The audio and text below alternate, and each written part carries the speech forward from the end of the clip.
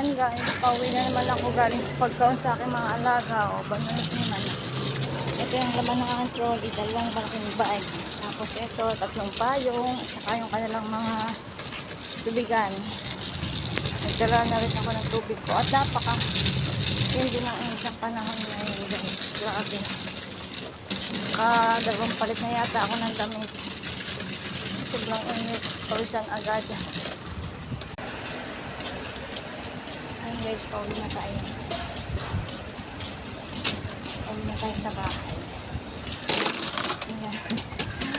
Tulak-tulak lang natin ang ating trolley. Buti na lang may shelter tayong daan. Kung hindi, ako, napakainit po.